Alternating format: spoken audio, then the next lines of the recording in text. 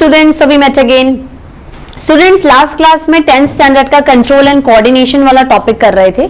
उसके अंदर हम लोगों ने nervous system in human being start कर लिया था। तो आज हम लोग प्रॉपरली, जहां लास्ट क्लास में क्या छोड़ा था, हम लोगों ने नर्वस सिस्टम का इंट्रोडक्शन ले लिया था। हमने ये कहा था कि नर्वस सिस्टम नर्व सेल्स का बना हुआ है, न्यूरॉन्स का बना हुआ है।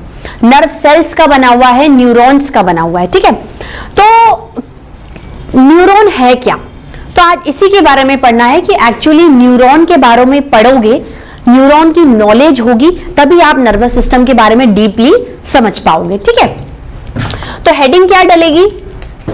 Neurons, structure of neurons. Function नहीं पढ़ेंगे, स्ट्रक्चर ऑफ न्यूरॉन। मतलब अभी पहले हम फंक्शन पढ़ेंगे, लेकिन here we are going to discuss about only the structure, morphologically क्या पार्ट्स हैं, किससे कंपोज्ड हैं। ठीक है, देखो न्यूरॉन क्या है?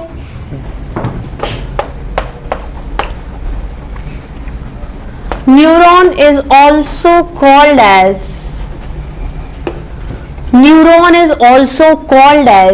nerve cell.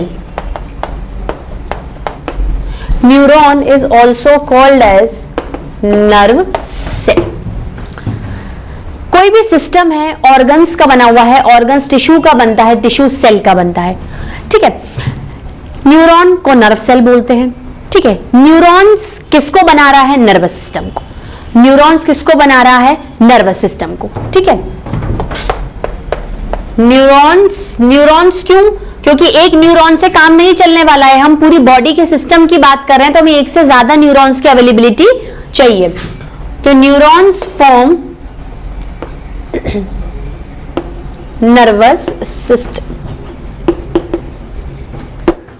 इसलिए न्यूरॉन नर्वस सिस्टम की स्ट्रक्चरल और फंक्शनल यूनिट है। न्यूरॉन क्या है? Structural and functional unit. Structural functional unit का मतलब क्या होता है? यही नर्वस सिस्टम को बना रही है और यही काम करेगी, तभी नर्वस सिस्टम काम कर पाएगा। ठीक है, तो मैं क्या बोलूंगी?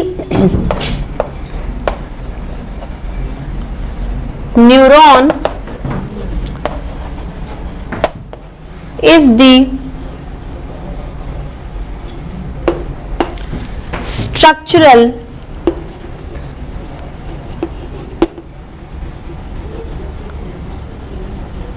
and functional unit of nervous system. ठीक है, बात क्लियर हुई? Neuron is the structural and functional unit of nervous system. ठीक है स्टूडेंट्स, अब क्या करना है? हमें न्यूरॉन के बारे में पढ़ना है। अब हम देखो, कोई एक सेल है, एक क्या है? नर्व सेल है, न्यूरॉन है। तो वो जो न्यूरॉन है वो इटसेल्फ बहुत सारे पार्ट से क्या है? मिलके बना हुआ है। ठीक है, तो हम लोग क्या देखेंगे? Components of neurons. न्यूरॉन, ठीक है। अच्छा, न्यूरॉन बॉडी में कहां होता है? Neuron is scattered throughout the body. Body from head to toe neurons की बनी हुई है। क्यों? क्योंकि न्यूरॉन्स का क्या काम होगा? न्यूरॉन्स का काम मैसेज को एक जगह से दूसरी जगह ले जाना है, जैसे कि हार्मोन्स एंडोक्राइन सिस्टम में कर रहे हैं, तो बॉडी में इनकी हर जगह अवेलेबिलिटी चाहिए। Neurons present through out the body.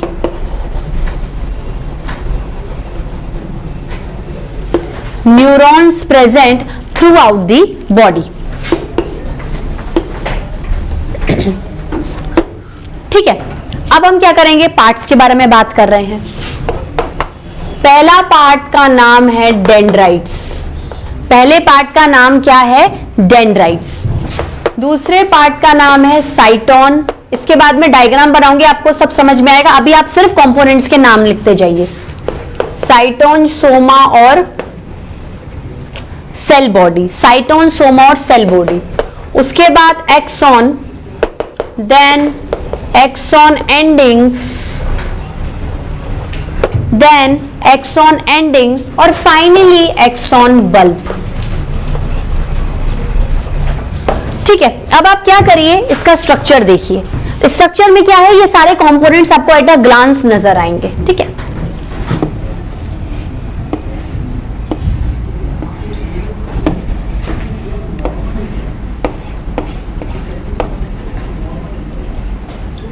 ये क्या है, एक टिपिकल न्यूरॉन का स्ट्रक्चर।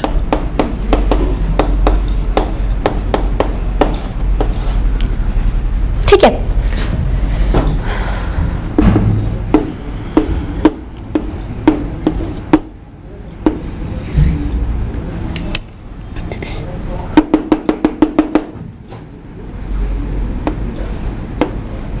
अभी आप सिर्फ डायग्राम बनाइए, इसके आगे पूरा बताती हूं मैं आपको।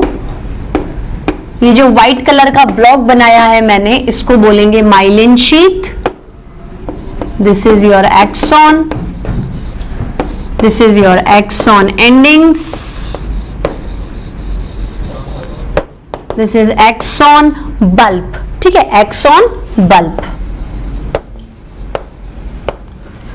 ये क्या है, this is your cytosome or cell body. These are dendrites. This is nucleus. This is cytoplasm. ठीक है, और ये जो दानों की तरह आपको नजर आ रहे हैं, they are Needles granules. Needles granules. और एक और लेबलिंग बहुत जरूरी है जो कि मैं यही आपको बताना चाहती हूं। एक्सॉन पे जो इस एरिया पे ढका हुआ है उसको माइलिन शीथ बोल रहे हो, तो जो एरिया ढका हुआ नहीं है उसे आप बोलोगे नोड्स ऑफ रैनवियर। क्या बोलोगे, रोड्स ऑफ रणवीर नहीं, रणवीर कपूर नहीं, road nodes of Ranvier, nodes of Ranveer Kapoor नहीं, नोड्स ऑफ रैनवियर। आपने सोचा होगा यहां पर कहां से रणवीर कपूर आ गया, नोड्स ऑफ रैनवियर। एक्चुअली ये जो नीजल्स ग्रैन्यूल्स है, ये नीजल नाम के साइंटिस्ट ने देखा और नाम दिया, और नोड्स ऑफ रैनवियर, रैनवियर एक साइंटिस्ट का नेम है, तो ये हो गया। मतलब आपके जो बॉलीवुड के नाम है वो कहीं ना कहीं हॉलीवुड के नाम से आए हैं। भाई ये तो किसी फॉरेनर का नाम ही लग रहा है रैनवियर, तो बॉलीवुड के किसी कलाकार रणवीर ने इसका नाम ले लिया। Just kidding. ठीक है, ड्रॉ करिए स्टूडेंट्स, नोटेड डाउन। चलिए, इससे पहले कि मैं ये पोर्शन रब करके आपको बताऊं, आप लोग क्या करिए, एट अ ग्लांस देख लीजिए। देखो ये क्या है, डेंड्राइट्स, डेंड्राइट्स से जुड़ा हुआ साइटोन और सेल बॉडी। ठीक है, एक्सॉन, ये वाला एक्सॉन एंडिंग्स और एक्सॉन बल्ब। अब देखो एक एक मैं आपको हिंट दे देती हूं, इसी में समझा देती हूं, उसके बाद हम लोग लिख लेंगे। डेंड्राइट्स क्या है, उससे पहले आप सोमा पढ़ो, सोमा साइटोन या सेल बॉडी। सोमा साइटोन और सेल बॉडी आपके न्यूरॉन का बहुत ही इंपॉर्टेंट पार्ट है। जो सबसे बड़ा पार्ट है वो आपके न्यूरॉन का क्या है, ये पूरा क्या है, यहां तक आपका सेल बॉडी है। सेल बॉडी है मतलब सेल ही है, तो सेल के कंपोनेंट्स भी आएंगे, जैसे इसके अंदर एक बड़ा prominent towards the centre nucleus होगा, इसके आसपास साइटोप्लाज्म है, इसके आसपास क्या है, साइटोप्लाज्म है, और साइटोप्लाज्म के अंदर दानेदार स्ट्रक्चर्स हैं जिन्हें नीजल्स ग्रैन्यूल्स बोले। दानों की तरह स्ट्रक्चर मतलब ग्रैन्यूल, साइंटिस्ट नीजल्स ने खोजा था तो उसके बिहाफ पर बोल दिया नीजल्स ग्रैन्यूल्स। ये होते क्या है, नीजल्स ग्रैन्यूल्स छोटे छोटे दानों की तरह स्ट्रक्चर्स होते हैं, and they are fragments of rough endoplasmic reticulum. ठीक है, रफ एंडोप्लाज्मिक रेटिकुलम भी क्या होते हैं, दानों की तरह स्ट्रक्चर्स होते हैं, तो इनके फ्रेगमेंट्स क्या हैं, इनमें रह जाते हैं। RER हो सकता है कि नहीं दिख रहा हो लेकिन उसका एक फ्रेगमेंट दिख रहा है। दैट मीन्स अगर RER प्रोटीन सिंथेसिस में इन्वॉल्व कर रहे हैं तो नीजल ग्रैन्यूल्स का मेन काम क्या है, प्रोटीन सिंथेसिस। ठीक है, फिर साइटोन से क्या है, छोटे छोटे थ्रेड लाइक प्रोसेसेस। मतलब एक साइटोन से एक तो छोटे छोटे और मल्टीपल, और दूसरी बात ये ब्रांच्ड भी है। मतलब from cyton small branched thread like structures arises which are known as dendrites, तो साइटोन के एक तरफ, इधर की तरफ तो छोटे छोटे बहुत सारे ब्रांच्ड प्रोसेसेस हैं, और अगर इधर चलें तो साइटोन एक लंबा अनब्रांच्ड प्रोसेस बनाएगा जिसको आप क्या बोलोगे, एक्सॉन। मतलब डेंड्राइट्स भी साइटोन से अराइज हो रहे हैं और एक्सॉन भी साइटोन से अराइज हो रहा है। ये साइटोन है, ठीक है। अब ये जो लंबा रॉड लाइक स्ट्रक्चर है, इसमें कहीं कहीं क्या है, एक परत से ढका हुआ है, और जिस परत से वो ढका हुआ है उसको माइलिन शीथ बोलते हैं। शीथ मतलब कोई भी पन्नी चढ़ा दो किसी पर, शीथिंग कर दो, उसको रैपिंग कर दो, उसको बोलेंगे माइलिन शीथ। और एक्सॉन का वो हिस्सा जिसपे माइलिन शीथ नहीं है, मतलब माइलिन शीथ का इंटरवल्स पर है कि यहां पर हुई फिर हट गई, फिर रेगुलर इंटरवल्स पे क्या है, एक्सॉन को माइलिन शीथ घेर के बैठी रहती है। तो जिस पोर्शन ऑफ एक्सॉन पे माइलिन शीथ नहीं है उसको नोड्स ऑफ रेनवीयर नहीं, नोड्स ऑफ रेनवीयर बोलते हैं, ठीक है, क्योंकि रेनवीयर नाम के साइंटिस्ट ने ये चीज खोजी थी तो उसके बिहाफ पर नाम दे दिया। एक्सॉन एंड में जाकर क्या होता है, ऐसे प्रोसेसेस में ब्रांच्ड हो जाता है, मतलब ये एंडिंग पार्ट है एक्सॉन का, इसके आगे अब कुछ भी नहीं है, इसलिए इसको एक्सॉन एंडिंग बोला। और हर एक्सॉन की एंडिंग पर, ये एंडिंग वाले पार्ट पर एक बड़ा सा लॉब्यूलेटेड स्ट्रक्चर होता है जिसको एक्सॉन बल्ब कहते हैं, अब ये तो क्या था, मॉर्फोलॉजी थी। इसके स्ट्रक्चर्स क्या होंगे, देखो इसका फंक्शन क्या है कि कोई भी बाहर से मैसेज आ रहा है, ठीक है, आपको क्या करना है, मैसेज को टारगेट लोकेशन तक पहुंचाना है। मान लो आपने टाइगर देखा, आपके आईज ने क्या किया, सेंस ऑर्गन्स ने, रिसेप्टर ऑर्गन्स ने क्या किया, रिसिप्ट किया कि फट से भागना है। तो आईज क्या हो गई, सेंस ऑर्गन है, मतलब आईज में कोई ना कोई चीज है जिसने ये चीज किसको भेजी, ब्रेन को, मतलब आईज से न्यूरॉन्स निकले होंगे और वहां से मैसेज किसमें ट्रांसमिट हो गया होगा, ब्रेन के न्यूरॉन्स में, क्योंकि ये आपस में, दैट मीन्स ये आपस में लिंक्ड होंगे, ये आपस में जुड़े हुए होंगे, आगे बताऊंगी, अभी आप सुनते चलो, ठीक है। तो कोई भी सेंस ऑर्गन में इन नर्व सेल्स की टिप्स प्रेजेंट होती है, उन टिप्स को डेंड्राइट्स की फॉर्म में आप ले सकते हो। इन्होंने क्या है, आपके स्टिमुलस को रिसीव किया, स्टिमुलस को रिसिप्ट किया in the form of eyes, that is one of the receptor और sensory organs of our body. इसने क्या किया, एक्सटर्नल इंफॉर्मेशन को ब्रेन में जो पड़े हुए, भाई न्यूरॉन हर जगह है, न्यूरॉन तो हर जगह, क्योंकि नर्वस सिस्टम को न्यूरॉन से बनाएंगे, यहां पर इंफॉर्मेशन दे दी, एक्सटर्नल मैसेज स्टिमुलाई को दे दिया। अब ये स्टिमुलाई क्या हुआ, इधर चला गया, फिर यहां से इधर आ गया, फिर ये यहां से इधर आ गया। अब क्या करना है, ब्रेन को ये इंफॉर्मेशन लेग को देनी है कि भागो, दैट मीन्स यहां पर वापस से एक न्यूरॉन होना चाहिए, वापस से न्यूरॉन होने का मतलब है वापस से डेंड्राइट स्टार्ट होने चाहिए, वापस से क्या होना चाहिए, ऐसे डेंड्राइट्स होने चाहिए, ये डेंड्राइट्स, जिससे कि यहां से जो रिसीव्ड इंफॉर्मेशन है, जो कि एक फॉर्म में स्टिमुलस थी, वो इसके पास जाए, लेग के पास, और फट से क्या हो, रिस्पॉन्स शो हो जाए। मतलब receptor, stimulus, response, receptor, stimulus, response, इन तीनों का ही खेल आपको नर्वस सिस्टम में देखना है। मतलब बॉडी के न्यूरॉन्स के बीच में कोई इंटरकनेक्शन होना चाहिए, मतलब एक न्यूरॉन दूसरे न्यूरॉन से अटैच होना चाहिए, बिल्कुल होता है पर लूजली, मतलब one neuron is loosely attached with another neuron, और उसको क्या बोलते हैं, इस अटैचमेंट को बोलते हैं साइनैप्स। क्या बोलते हैं इसको, साइनैप्स। इसको क्या बोलते हैं, साइनैप्स। ठीक है स्टूडेंट्स, इसको एक बार वापस बना लीजिए। स्टूडेंट्स आप लोगों ने ये चीज देख ली, चलिए अब जो मैंने बोला है वो मैं लिखती भी जाती हूं और डबल बार उसका आपको क्या हो जाएगा, रिवीजन भी हो जाएगा। डायग्राम आई होप इजी सा है, समझ में आ गया होगा। आप हायर क्लासेस में जब टिश्यू पढ़ोगे ना, उस टिश्यू में देखो, लोअर क्लासेस वाले टिश्यू में तो मैंने आपको बता ही दिया था, हायर क्लासेस के टिश्यू में न्यूरॉन का और ज्यादा इलेबोरेट स्ट्रक्चर पढ़ोगे। ठीक है,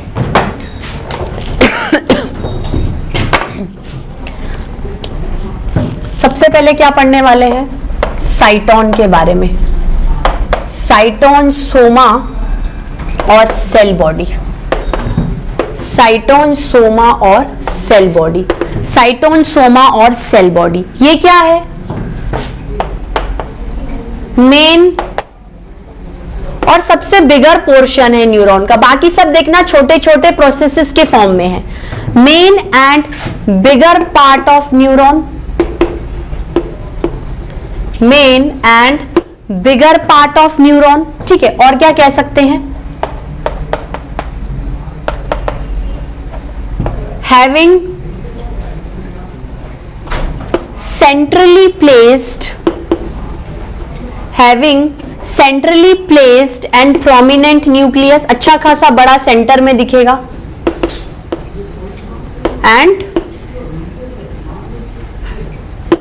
prominent nucleus। ठीक है, और क्या होगा,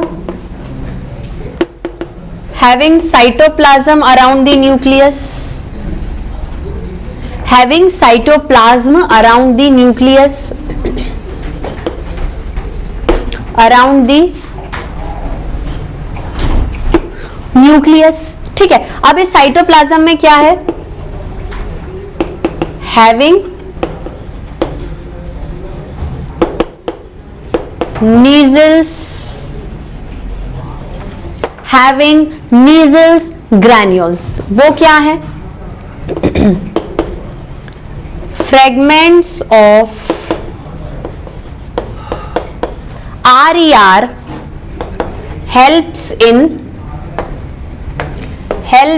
in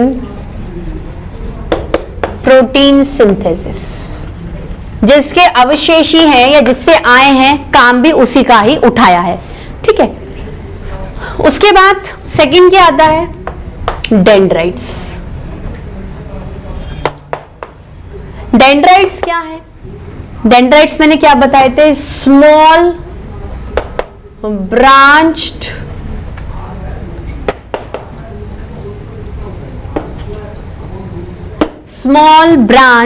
thread like processes, small branched thread like processes। ठीक है, कहां से आ रहे हैं? arising from cyton। ठीक है, इनका काम क्या है? चलिए काम करते हैं, एक पर्टिकुलरली हम इनका काम नहीं लिखते हैं, हम लोग क्या करेंगे, इसके बाद एक फ्लो चार्ट बना लेंगे, उसमें आपको लिंक भी पता चल जाएगा, साइनेप्स का पता भी चल जाएगा, और कौन सी चीज क्या कर रही है न्यूरॉन में वो भी पता चल जाएगा। तो अलग अलग नहीं लिखते हैं। ठीक है, डेंड्राइट्स के बाद क्या आएगा? एक्सॉन। एक्सॉन क्या है? Long unbranched and single process. एक साइड तो डेंड्राइट से, तो अदर साइड क्या हो रहा है? एक्सॉन। एक रॉड लाइक स्ट्रक्चर है, arising from other side of साइटोन, from other side of साइटोन, other side of साइटोन। फिर क्या लिखेंगे? covered by myelin sheath at regular intervals of time, regular intervals। Time मत लिखो, टाइम का कोई रोल नहीं है। At regular intervals, at regular intervals. तो जिस पोर्शन पर ये माइलिन शीथ नहीं है एक्सॉन के, उसको क्या बोलेंगे? Nodes of Ranvier. Portion of axon having no myelin sheath, having no myelin sheath, known as nodes of Ranvier। Ranvier नहीं, nodes of Ranvier। ठीक है, उसके बाद फिर हम लोग क्या लिखेंगे? एक्सॉन एंडिंग्स एंड बल्ब्स, दोनों का एक साथ आ जाएगा। Axon ending and bulb. Axon ending क्या है? बिल्कुल जब एक्सॉन लास्ट पोर्शन पे आ जाता है, मतलब at its terminal part, at its last part, it give rise to some processes या it give rise to some branches और एक्सटेंशन, जिसको क्या बोलते हैं? Axon ending. और उस प्रोसेस के भी बिल्कुल एंड में जाकर एक लॉब्यूलेटेड स्ट्रक्चर होगा, जिसको क्या बोलेंगे? Axon bulb. मतलब वो जो एंड का स्ट्रक्चर है वो क्या हो जाएगा? थोड़ा फूल जाएगा, थोड़ा स्वलन हो जाएगा। तो एक्सॉन एंडिंग क्या है? At terminal part of axon, extensions, ज्यादा बड़ी नहीं, छोटी सी एक्सटेंशन और small processes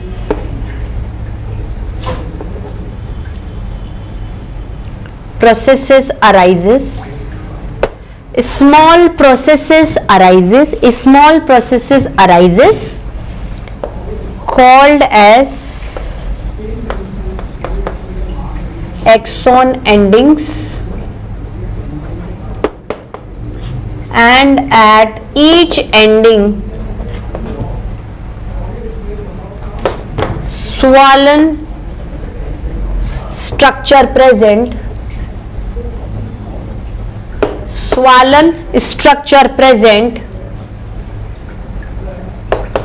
called as axon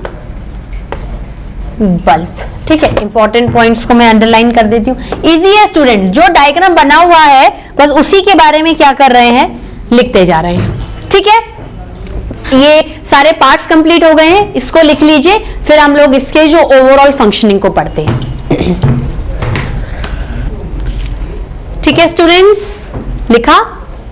चलो अब ओवरऑल क्या है, इसका एक फ्लो चार्ट बना के इसकी फंक्शनिंग के बारे में पढ़ते हैं.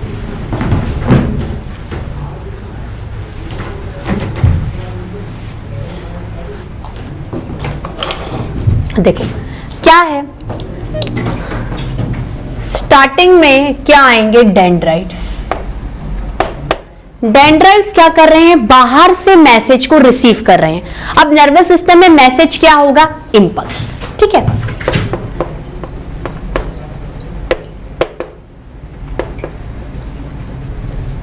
Receive impulse from outside. अभी क्या है, इसके बाद जब मैं आगे लेक्चर पढ़ाऊंगी तो न्यूरॉन में एक्चुअली इंपल्स कंडक्शन आएगा, तो और ज्यादा डीप में क्या है वहां समझ में आता जाएगा. ये तो क्या है, सिर्फ स्ट्रक्चर है.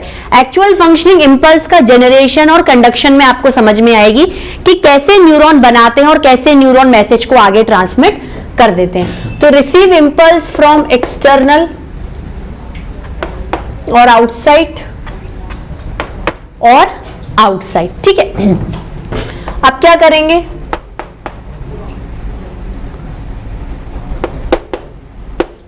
ट्रांसमिट टू साइटोन होगा क्या, ये किसको देगा, ट्रांसमिट टू एक्सॉन. फिर एक्सॉन किसको देगा, एक्सॉन एंडिंग्स, और फाइनली एक्सॉन बल्ब को. हर एक एंडिंग के बल्ब को वो इंफॉर्मेशन इंपल्स की फॉर्म में मिल जाएगी. ठीक है, अब ये तो क्या था कि एक न्यूरॉन, मतलब कहीं से मैसेज जनरेट हुआ, कहीं पर इंपल्स जनरेट हुई और वहां से सिर्फ एक न्यूरॉन में गई, मतलब पर्टिकुलर किसी एक ऑर्गन के न्यूरॉन ने ये इंफॉर्मेशन अपने थ्रू निकाल दी. अब यही इंफॉर्मेशन दूसरे ऑर्गन पे पहुंचानी है, मतलब दैट मीन दूसरे ऑर्गन के न्यूरॉन तक पहुंचानी है. मतलब दो न्यूरॉन्स का, पूरी बॉडी में दो न्यूरॉन्स का या सेवरल न्यूरॉन्स का आपस में क्या होना चाहिए, इंटरकनेक्शन होना चाहिए. मतलब कहीं ना कहीं एक न्यूरॉन दूसरे न्यूरॉन के साथ क्या होनी चाहिए, अटैच होनी चाहिए. क्या होनी चाहिए, अटैच होनी चाहिए. तो इस लूज इंटरकनेक्शन को, इस लूज अटैचमेंट को बोलते हैं साइनैप्स. क्या बोलते हैं, साइनैप्स. और साइनैप्स होगा तभी ही एक न्यूरॉन से जो मैसेज इंफॉर्मेशन चली है इंपल्स के फॉर्म में वो दूसरे न्यूरॉन को बड़ी इजीली मिल जाएगी. ठीक है, तो क्या लिखूंगी मैं, अब यहां पर आ गई.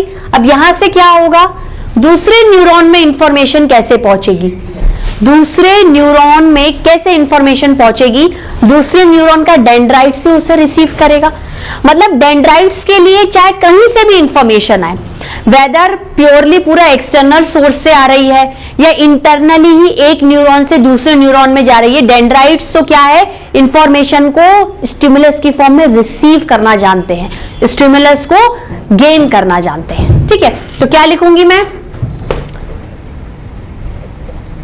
Dendrites of second neuron, dendrites of second neuron. इससे रिलेटेड मैं क्या लिखूंगी, देयर शुड बी इंटरकनेक्शन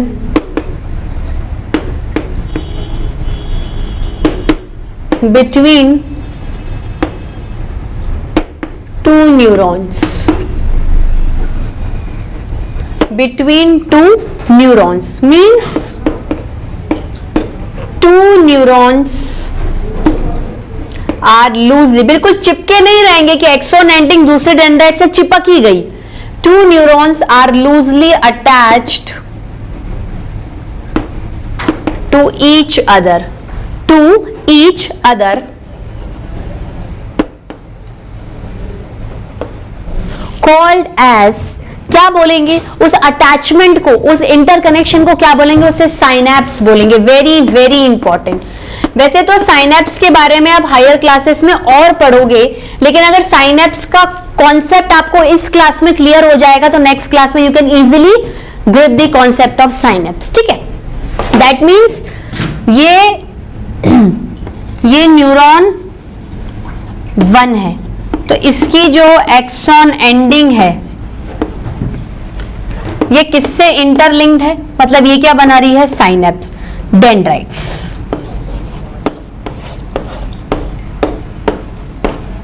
ठीक है, फिर ये इसकी एक्सॉन एंडिंग्स हैं, ये दूसरे के साथ ये बना रही हैं, तो ये जो चीज है ये क्या है आपकी साइनैप्स, ये क्या है आपकी साइनैप्स। और इसी की वजह से इंफॉर्मेशन पूरी बॉडी में ट्रांसमिट हो जाती है। एक ऑर्गन अपने न्यूरॉन को पकड़कर दूसरे ऑर्गन के न्यूरॉन को इंफॉर्मेशन दे देता है। इसी तरीके से स्टिमुलस आता रहता है और रिस्पॉन्स दिया जाता है, स्टिमुलस आता जाता है, रिस्पॉन्स दिया जाता है। एंडोक्राइन में यही चीज केमिकल्स की वजह से हो रही है। यहां पर न्यूरॉन्स चूंकि जो प्रॉपरली इंफॉर्मेशन को ले जा रहे हैं इंपल्स की फॉर्म में, इलेक्ट्रिकल सिग्नल्स की फॉर्म में, उनकी वजह से। ठीक है, अभी इसके बारे में जो कॉन्सेप्ट है साइनैप्स का वो आपको न्यूरॉन कंडक्शन में समझ में आएगा, लेकिन प्रॉपरली जो न्यूरॉन का स्ट्रक्चर था वो मैं आपको क्लियर कर चुकी हूं। फंक्शन आगे नेक्स्ट क्लास में देखेंगे। ठीक है ना, आज के लिए इतना ही students. Till then bye bye, have a nice day.